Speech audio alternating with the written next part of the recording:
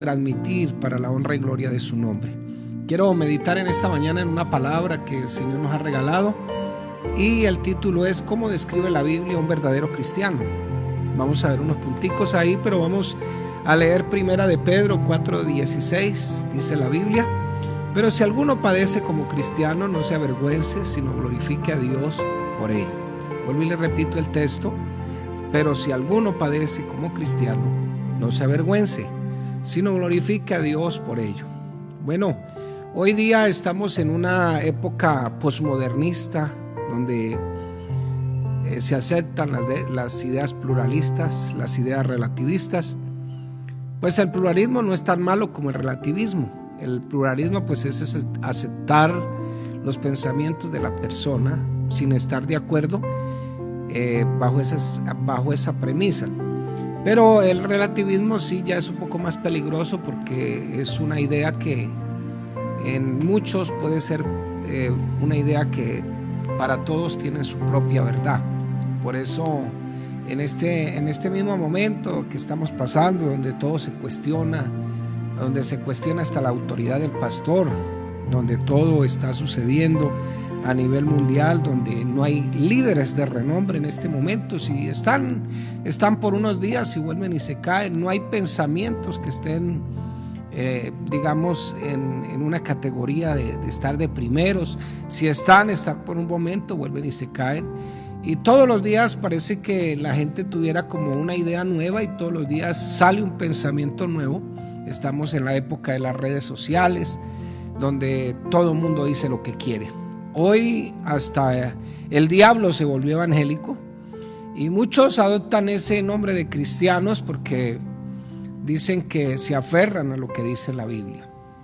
Eso está correcto, pero no se nos olvide, mis hermanos, amigos que nos están escuchando, que el evangelio, o sea, todo lo que dice la palabra del Señor, la Biblia, no es una idea relativista, y ahí es donde esta idea de Dios no encaja en los pensamientos de muchos, sino que como es una idea o una verdad absoluta, entonces a muchos no les encaja. Pero no podemos ni estirarla ni encogerla, porque la misma palabra de Dios nos advierte: hay de aquel que le quite o le ponga.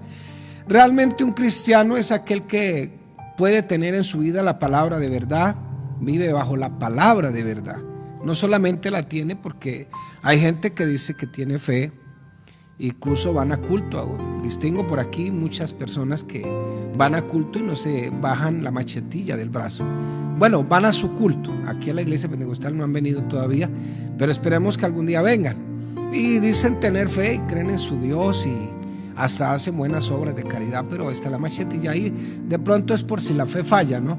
Pero quiero decirle que hoy que muchos se hacen llamar cristianos y adoptan el nombre de cristianos, ellos tienen la idea de que, porque se aferran a lo que dice la Biblia. Pero realmente un cristiano es aquel que practica, que tiene la palabra de verdad, vive bajo la palabra del Señor. Y la Biblia tiene que ser su única regla de fe y de conducta, nada más. Aquel que se haga llamar cristiano tiene que tener esa idea en su pensamiento. La única regla de fe y de conducta para su vida es la Biblia. Razón tenía el apóstol Pablo cuando le escribe a los de Éfeso y les dice: edificaos en el fundamento de apóstoles y profetas, siendo la principal piedra del ángulo Jesucristo mismo. Nada, cualquier cosa que no esté en la Biblia, o que ese cristiano practique algo que no esté estipuladamente en la Biblia, pues es un cristiano falso. Así de sencillo. La Biblia no se basa en tradiciones, no se basa en dogmas, la Biblia se basa en doctrinas, la Biblia se basa en verdades absolutas. Incluso la moral de Dios en la Biblia es absoluta. Por eso para Dios solo existe hembra o macho, no existe tercer, cuarto ni quinto sexo. En Estados Unidos, si usted abre un Facebook, le da 50 opciones para que usted escoja cuál es su inclinación sexual. Una cosa es que uno tenga gustos y otra cosa es que sea así. Pero Dios en su palabra nos dice que solamente varón y hembra los creó. Respetamos las ideas de los demás, no somos homofóbicos, simplemente que no las compartimos porque creemos en la palabra del Señor. Y un cristiano descrito por la Biblia es aquel que se comporta como la Biblia lo enseña, lo ordena, espera en Cristo, es salvo por Cristo y se mantiene fiel a Cristo, así sea hasta la muerte. El Señor dijo: si alguno quiere venir en pos de mí, niéguese a sí mismo. Es más, qué pena si nos toca negarnos a nosotros mismos. Negarse a uno mismo es negar lo que la religión le enseñó, lo que las tradiciones le enseñó, lo que la cultura le enseñó, lo que el medio donde se crió le enseñó, lo que le enseñaron sus padres, que de pronto era contrario a lo que dice la Biblia. A veces a los niños se les tomaba, se les sentaba en las piernas y les decía: papito, usted tiene que ser igual de macho a su papá, así que a ver, abra la boca y metas esta cerveza o este bola de gancho, porque usted tiene que ser igual. La Biblia va en contra de todo eso. Entonces, un cristiano verdadero es el que se mantiene en la fe verdadera, espera en Cristo, es salvo por Cristo y por lógica pues se mantiene fiel a Cristo. Por allá cuenta una anécdota que en 1815 nació en Inglaterra una secta. Oiga, una secta, estoy hablando de una secta. Pero se levantó una secta llamado Cristianos Bíblicos y adoptaron este nombre porque profesaban aferrarse a la Biblia. Nosotros somos cristianos, nos aferramos a la Biblia, al pensamiento de Dios, al pensamiento cristiano. Tenemos nuestra fe basada en el fundamento de apóstoles y profetas, pero reconociendo que la principal piedra del ángulo es Jesucristo el Señor. Mi pregunta es: ¿usted es un cristiano verdadero? Voy a darle unas pautas que la Biblia me da a mí. ¿Cómo es que describe en la Biblia a un cristiano verdadero? Primero, un cristiano verdadero es aquel que confía en Cristo. Efesios 1:12 dice: a fin de que seamos para alabanza de su gloria, nosotros los que primeramente esperábamos en Cristo. Uno que ha sido convencido por el Evangelio, ha sido convencido por la Biblia, ha sido convencido por la palabra. El Evangelio le ha hecho sentir la necesidad de Cristo, y en ese acto voluntario, porque esto es de voluntad, aquí no se obliga a nadie, el mismo Señor dijo: si alguno quiere venir en pos de mí, en un acto voluntario, ha puesto su confianza en el Señor, tiene su fe afirmada en la roca o en el Todopoderoso. Ahí está su fe. Su fe no es un pensamiento relativista, moderno o mentalista, donde se para en la mañana y dice: hoy me voy a levantar con el pie derecho y hoy me va a ir todo bien. Y entonces ese pensamiento moderno, mentalista, confiéselo, dígalo en esta mañana, así va a ser. No, esa no es la fe. La fe verdadera es la que tiene toda su confianza en el Señor Jesucristo. Usted ora a Él, le dice: Señor, tengo este inconveniente, voy a salir, guárdeme, líbrame, dame la sabiduría, y Él es el que guía todos nuestros pasos. Razón tiene la palabra cuando dice que reconócelo en todos tus caminos y Él enderezará tus veredas. Efesios 1:13 dice: en Él también vosotros, habiendo oído la palabra de verdad, el evangelio de vuestra salvación. Oiga, mire lo que dice el apóstol: en Él, vosotros, o sea, los que han creído en Cristo, habiendo oído la palabra de verdad. ¿Y cuál es la palabra de verdad? Pues el evangelio. Y el evangelio, la verdad tiene nombre propio. La verdad se llama Jesucristo. El Señor dijo: yo soy el camino, la verdad y la vida. Y para como reforzar ese texto de San Juan capítulo 14 versículo 6, para reforzar ese texto más adelante dice: y el Espíritu de verdad. Acaba de decir el Señor que es la verdad, pero más adelante dice: y el Espíritu de verdad, el evangelio de vuestra salvación, dice aquí el texto de Efesios 1:13, y habiendo creído en Él fuiste sellado con el Espíritu Santo de la promesa.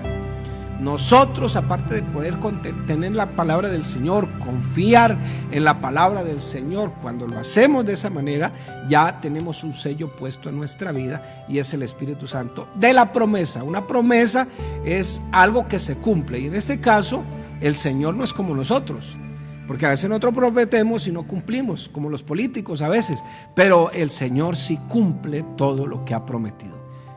¿Es usted un cristiano que confía en Cristo? ¿En quién está confiando en este momento? ¿Algún ídolo en especial? ¿Persona, dinero, posesión? Segundo, Un cristiano, como lo describe la Biblia, es uno que tiene vida por medio de Cristo. Oiga, qué bendición. Él nos ha dado vida a nosotros. Dice Juan 6:37. Todo lo que el Padre me da, vendrá a mí, y el que viene a mí no lo echo afuera. Él nos da vida. Juntamente con Él tenemos vida, y vida en abundancia, dice la palabra. Es más, el día que resucitó a Lázaro, le dijo a la gente: aunque estés muerto, vivirá. ¿Y cuántos de los que nos entregamos al Señor, unos porque nos creíamos tan buenos, otros porque realmente estábamos ya en la caneca de la basura, el Señor nos sacó de la misma tumba y nos dio vida, y vida en abundancia? Éramos ajenos a la vida de Dios, pero ahora por la fe en Jesucristo estamos injertados en Él, al recibir ese pan de vida también, porque Él es el pan de vida que descendió del cielo, porque nos ha impartido vida, nos ha hecho criaturas nuevas, hemos nacido de nuevo, hemos nacido de Dios, ahora somos participantes, dice Pedro, de la naturaleza divina. Esta es la vida eterna. Entonces, segundo, es uno que tiene vida por medio de Cristo. Claro, Él nos dio vida, pero dice el apóstol Pedro que nos hizo renacer. Nosotros nacimos por una mujer, pero Pedro dice: renacimos, una esperanza viva. Volvimos a renacer. Renacer es nacer de nuevo, pero a través del Señor. Tercero, es uno que tiene amor hacia Cristo. El Señor le dice a Pedro: Pedro, ¿me amas? Y quizá le está preguntando a usted en esta mañana lo mismo. Alonso Castro, ¿me amas? Fulano de tal, ¿me amas? Y Pedro, pues emocionado, imagínense, el Señor llega en la mañana, bien madrugado, los encuentra allá en el río. Quizás dijeron: esto se acabó, aquí ya no hay nada que hacer. Se metieron al río. Y Pedro incluso estaba ya pescando, estaba medio desnudo. Esta empresa se acabó. Y quizás para unos de los apóstoles el cristianismo se acabó, ya no hay nada que hacer, se murió el líder. Pero le llegó de madrugadita, les hace pescado a la bróster. Y entonces, en medio de todo eso, se le acerca, Pedro se viste de nuevo, se le acerca y viene el jalón de orejas, diría Pedro. Ya, ahorita viene, yo que le dije al Señor que no lo iba a negar, que era el más intrépido, hasta le corté la oreja a Malco, y mire ahora, lo negué 3 veces. Y sin embargo el Señor le pregunta a Pedro: ¿me amas? Y le pregunta 3 veces. Quizás Pedro no entendía la pregunta, pero aquí es que la Biblia describe a un cristiano como verdadero es aquel que tiene amor por Cristo, se ha enamorado del Señor. Por eso el que se enamora del Señor, el que se enamora de Cristo, el evangelio no es una religión. El evangelio es una experiencia de amor con el Señor, algo muy distinto. ¿O usted no se ha enamorado? Porque cuando uno se enamora, hermano mío, uno se traga hasta las medias. Allá, tragado hasta las medias, como dicen algunos. Enamorado, eso uno hace esfuerzos por lado y lado. Entonces, Primera de Juan 4:19 dice: nosotros le amamos a Él. Oiga, mire qué sencillo es esto. Le amamos a Él porque Él nos amó primero. Dice el mismo apóstol Juan que de tal manera amó el Señor al mundo que ha dado a su Hijo unigénito, para que todo aquel que en Él crea no se pierda, mas tenga vida eterna. El amor es la primera evidencia. Claro, para la gente del mundo el amor es aquel que tiene una cita por allá a escondidas, se abraza, se besa, se acaricia, se excita y hasta tiene relaciones sexuales. Eso es amor para las personas que no conocen la Biblia. Pero la Biblia habla del amor de otra manera, lo describe de otra manera y da otro significado de otra manera. Por eso el que tiene a Cristo, o el verdadero cristiano, tiene un amor muy especial por Cristo. ¿Y cómo no amarlo a Él? Por allá un hombre del Nuevo Testamento, él era el que le ayudaba al apóstol Juan, no me acuerdo bien su nombre, es el que le sigue el apóstol Juan, era como su asistente. Lo persiguió Roma y sencillamente lo pusieron preso y lo amarraron a una leña, le echaron aceite y le dijeron: si usted declara que el César es su Dios, le perdonamos la vida. Reniegue de ese Cristo que tiene. Sin embargo, este hombre, que era un predicador del evangelio, que sucedió al apóstol Juan, dice: pero ¿cómo voy a negar al que tantos favores me ha hecho? Y dice el apóstol Juan: nosotros le amamos porque Él nos amó primero y tuvo que morir en la hoguera allá quemado. El amor es la primera evidencia de que Dios ha regenerado nuestra vida. Cuando el amor de Dios es derramado en el corazón del ser humano, este se levanta con esa fuerza que tiene, con esa plenitud, y regresa el amor hacia Dios. El amor ahora cree por ese amor que Dios nos tuvo y se regocija. Y por eso es que a los niños hay que enseñarles, porque es que venimos al culto, porque toca ir al culto. Pues sí, toca ir al culto, y nosotros como padres estamos obligados a que vengan al culto. Pero tenemos que decirles que vea, así como el pueblo de Israel en el Antiguo Testamento, que fue esclavo por muchos años por un faraón y un mundo pervertido, de esa misma manera nosotros también estábamos esclavos del diablo y encerrados en la esclavitud de un mundo pervertido, pero apareció Cristo y nos salvó. Por eso es que vengo aquí al culto, hijo, y quiero que sepas, antes era esto, no tiene que ser específico, pero tiene que enseñarle a su hijo por qué usted siente ese amor por el Señor. Primera de Pedro 1:8 dice: a quien amáis sin haberle visto, en quien creyendo, aunque ahora no lo veáis, os alegráis con gozo inefable y glorioso. Cuarto, un cristiano, como lo describe la Biblia, es un cristiano que tiene comunión con Cristo. Se levanta en la mañana, habla con su Señor, se acuesta, habla con su Señor, come, habla con su Señor, va a comprar la ropa, habla con su Señor, cuando va a escuchar música: Señor, ¿a usted le gusta que yo escuche esto? Cuando va a comprar la ropa, entonces le pregunta: Señor, ¿le agrada esto? Tiene comunión con el Señor. Primera de Juan 1:3 dice: lo que hemos visto y oído, eso os anunciamos, para que también vosotros tengáis comunión con vosotros. Y nuestra comunión verdaderamente es con el Padre y con su Hijo Jesucristo. No es que sean dos personas distintas, sino dos títulos distintos. Entonces, esa comunión con Él nos mantiene vivos constantemente. Esa comunión es dulce porque hay intenso amor de lado y lado. Señor, dijo el apóstol Pedro, ¿a quién iremos? Sí, a veces su palabra se torna dura, pero ¿a quién iremos si solo tú tienes palabra de vida eterna? Juan 6:68 dice: le respondió Simón Pedro: Señor, ¿a quién iremos? Tú tienes palabra de vida eterna. Nadie hay en la tierra que nuestra alma, que ha nacido de nuevo, desee tanto como lo deseamos Él. De razón, dice la palabra, de la misma palabra del Señor: el que cree en mí, como dice la Escritura, de su interior correrán ríos de agua viva. Entonces, si su presencia va con nosotros, pues vamos a donde quiera. Eso fue lo que le dijo Moisés al Señor, y Moisés respondió: si tu presencia no ha de ir conmigo, mejor no nos saques de aquí. Pero la presencia del Señor está con nosotros. ¿Y quién no siente la presencia del Señor cuando se arrodilla, cuando habla con Él, cuando escucha la música, cuando lee la Biblia, hasta cuando le dan una palabra de aliento, hasta cuando el mismo Señor nos encana, nos dice? Esa es tener una comunión con el Señor. A veces le pedimos al Señor: Señor, háblanos esas palabras maravillosas, bonitas que tú tienes en tu palabra. Pero a veces el Señor no quiere hacerlo, quiere enfrentarnos, confrontarnos, confrontar nuestro pecado. Éxodo 33:15 dice: y Moisés respondió: si tu presencia no ha de ir conmigo, no nos saques de aquí.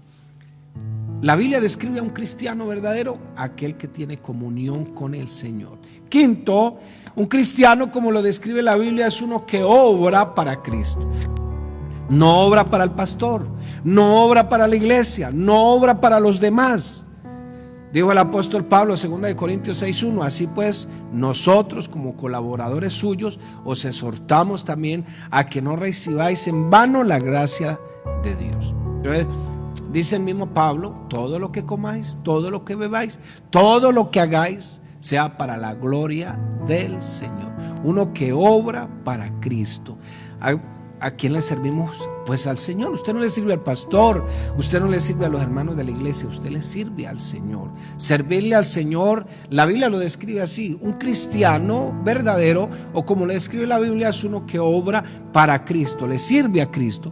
Hechos 27:23 dice: porque esta noche ha estado conmigo el ángel de Dios, de quien soy y a quien sirvo. El ángel de Dios no es un ángel que Dios mandó aparte, no, sencillamente es una expresión aquí metafórica, o digámoslo figurada, donde el ángel de Dios aquí representa al Dios mismo.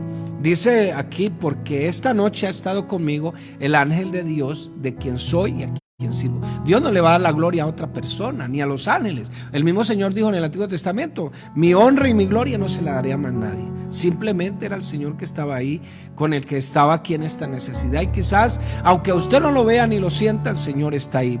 Nosotros pertenecemos a Él, vivimos para Él, trabajamos para Él, servimos a Él. También caminamos por este camino excelente que es el Evangelio, la verdad, la vida, y Dios va obrando en nosotros y va poniendo en nosotros, como dice el apóstol Pablo, el hacer, el querer como el hacer en su santa voluntad. Él nos ha liberado para servirle a Él.